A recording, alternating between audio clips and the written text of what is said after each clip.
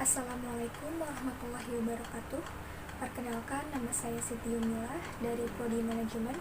Saya akan mempresentasikan mengenai laporan hasil kerja praktek yang berjudul Manajemen Persediaan berbasis aplikasi iPos 50 pada PT Mitra Subur Berkah.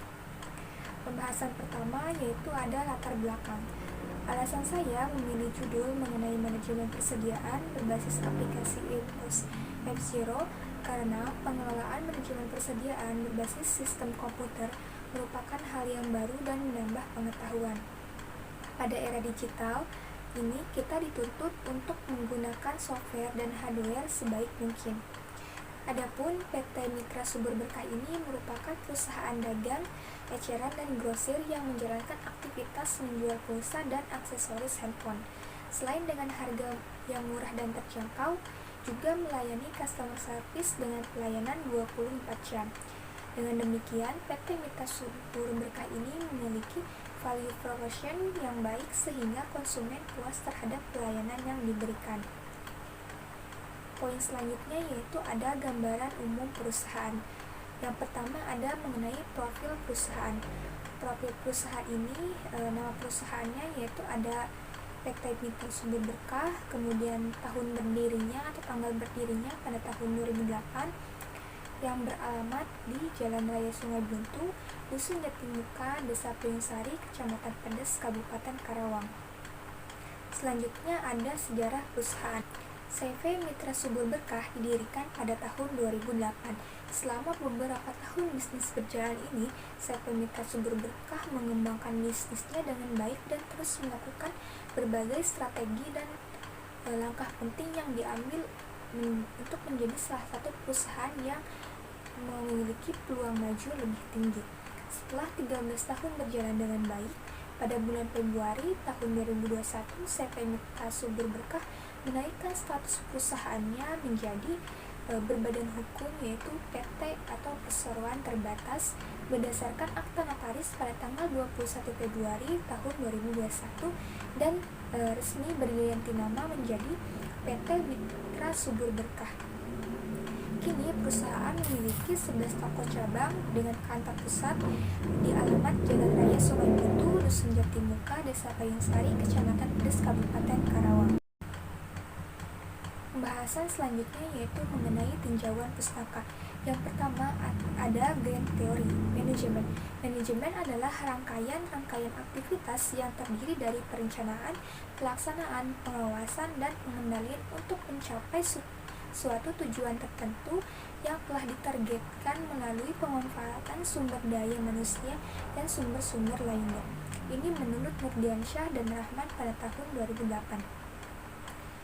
Selanjutnya ada middle theory atau manajemen keuangan. Manajemen keuangan adalah aktivitas perusahaan yang berhubungan dengan cara memperoleh dana, menggunakan dana, dan mengelola aset sesuai dengan tujuan perusahaan secara menyeluruh. Menurut Sri Handini tahun 2020. Terakhir ada range theory. Range theory ini yaitu ada manajemen persediaan.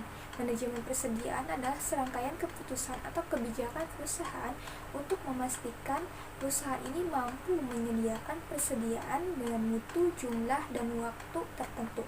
Menurut Fauzi tahun 2009. Selanjutnya yaitu ada program toko aplikasi iPos 50. Program toko aplikasi iPos 50 ini adalah program penjualan, pembelian, dan akuntansi untuk UKM. Program ini dapat digunakan untuk usaha yang bergerak di bidang retail, grosir, dan usaha jasa baik makanan, minuman, alat listrik, komputer, pakaian, bangunan, dan lain-lain. Selanjutnya ada tujuan pelaksanaan kerja praktek, yaitu untuk mengetahui pengelolaan manajemen persediaan berbasis aplikasi iPos 50 pada PT Mitra Subur Berkah. Kemudian metode penulisan menggunakan metode deskriptif dan library research dan yang terkait dengan pelaksanaan KP.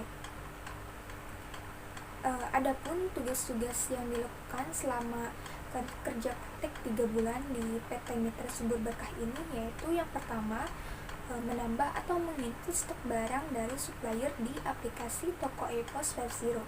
Kemudian melakukan pengecekan barang keluar masuk, membuat laporan orderan ke supplier, dan melakukan audit dan laporan audit toko setiap 1 bulan sekali. Kemudian membuat kode barang baru pada aplikasi iPos Webzero, kemudian merubah harga barang pada aplikasi iPos Webzero, merapikan daftar barang yang sudah tidak laku, dan melakukan rekap pencatatan penjualan toko setiap 2 bulan sekali. Poin pembahasan selanjutnya yaitu ada uraian pelaksanaan kerja praktik. Dalam uraian pelaksanaan kerja praktik ini ada tugas utama dan tugas pendukung. Adapun tugas utama yang pertama yaitu mengoperasikan aplikasi iPos Webzero. Dalam mengoperasikan aplikasi iPos Webzero yang dilakukan yaitu yang pertama menambah stok barang dari supplier, kemudian menambahkan stok barang ke database toko cabang pada aplikasi, kemudian mengubah harga barang pada database pusat dan database toko cabang, kemudian membuat kode barang baru pada database pusat dan database toko cabang, kemudian memindahkan kode barang yang sama dengan cara melakukan mengeluarkan dan menambahkan data barang dan jumlah stok pada menu item masuk dan menu item keluar. Selanjutnya yaitu menambahkan dan mengeluarkan data barang dan jumlah stok pada laporan hasil audit toko di menu item keluar dan item masuk. Kemudian memilih dan menghapus kode item produk tidak laku pada laporan item tidak laku di aplikasi iPos Webzero. Dan yang terakhir yaitu mengecek laporan item masuk dan item keluar setiap sudah melakukan penambahan dan pengurangan stok barang. Tugas utama yang kedua yaitu melakukan audit. Audit ini yaitu audit toko dilakukan setiap 1 bulan sekali pada setiap cabang toko. Nah, hal yang dilakukan ketika melakukan audit itu yaitu pertama mengunjungi toko, kemudian yang kedua melakukan pencocokan data barang yang ada di database komputer, kemudian disamakan dengan data barang yang ada di toko. Jika terjadi minus atau perbedaan jumlah stok antara di komputer dan data barang yang ada di toko, maka itu akan menjadi tanggung jawab pelayan toko. Tugas utama yang ketiga yaitu bertanggung jawab atas persediaan. Dalam melakukan tugas tersebut, admin gudang bertanggung jawab penuh atas persediaan pada toko pusat dan toko cabang. Selanjutnya yaitu ada tugas pendukung. Tugas pendukungnya yaitu melakukan rekap pencatatan penjualan pada setiap toko. Nah, pencatatan penjualan dilakukan setiap 2 minggu sekali setiap bulannya. Pencatatan penjualan ini didapat dari laporan harian penjualan toko yang disetorkan kepada CS, dan hasil penjualannya itu akan dimasukkan ke dalam kas perusahaan. Kemudian pembahasan selanjutnya yaitu ada permasalahan. Selama melaksanakan kerja praktek 3 bulan di sana, saya menemukan beberapa masalah yang terkait dengan manajemen persediaannya. Masalah yang pertama yaitu belum ada nota pengiriman barang. Kemudian yang kedua, sistem audit yang belum teratur. Contohnya, ini seperti pada setiap kali audit toko, harusnya toko tersebut tidak boleh mengorder barang dari pusat. Jika hal itu terjadi, maka akan sulit dilakukan audit, karena pada hari yang sama audit dilakukan dan pengecekan barang fisik dan data pada sistemnya. Kemudian yang ketiga, yaitu kurang efektif ketika mengatur pengiriman barang ke cabang toko mitra subur. Pengiriman barang keluar dari pusat harus dilakukan setelah data pada sistem pusat mengeluarkan stok barang, dan harus ada persetujuan dari admin gudang, karena kerap kali ketika admin gudang ini tidak ada, terjadinya pengiriman barang keluar cabang toko tanpa melakukan persetujuan dan menyamakan pada sistem tersebut. Kemudian masalah yang terakhir yaitu ada sistem error pada aplikasi iPos Webzero. Nah, ini contohnya seperti ketika menambahkan stok item masuk pada aplikasi database ini seharusnya bertambah, akan tetapi ketika pengecekan kembali stok barang yang sudah ditambahkan tidak bertambah. Nah, ini artinya ada penyebab error pada aplikasi ini. Kemudian, solusi yang dapat dari permasalahan tersebut, yang pertama yaitu menggunakan nota barang. Dengan adanya nota barang, pelayan toko yang akan menerima kiriman barang dari pusat akan mengecek ketika barang tiba. Dengan demikian, hal ini menghindari terjadinya sistem minus stok barang pada sistem dan barang fisik. Kemudian yang kedua yaitu pengaturan audit yang efektif dan efisien. Adapun beberapa aturan yang harus ditetapkan agar audit ini berjalan secara efektif dan efisien, seperti yang pertama, ketika jadwal audit toko tidak memperbolehkan order barang. Order barang dapat dilakukan pada hari sebelumnya atau setelahnya. Kemudian yang kedua, penanggung jawab toko harus ada ketika audit toko berjalan. Yang ketiga yaitu audit toko dilakukan pada jadwal penanggung jawab, tidak ada jadwal libur.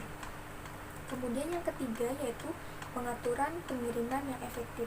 Pengiriman barang ini dapat dilakukan ketika admin gudang ada pada saat itu dan mendapat persetujuan dalam hal penginputan data item keluar pusat dan data item masuk toko cabang. Kemudian solusi yang terakhir yaitu melakukan pemeliharaan pada sistem komputer. Ada beberapa hal yang dapat dilakukan. Yang pertama, lindungi sistem komputer dengan antivirus yang update seperti antivirus Madap. Kemudian yang kedua, mematikan komputer dengan benar.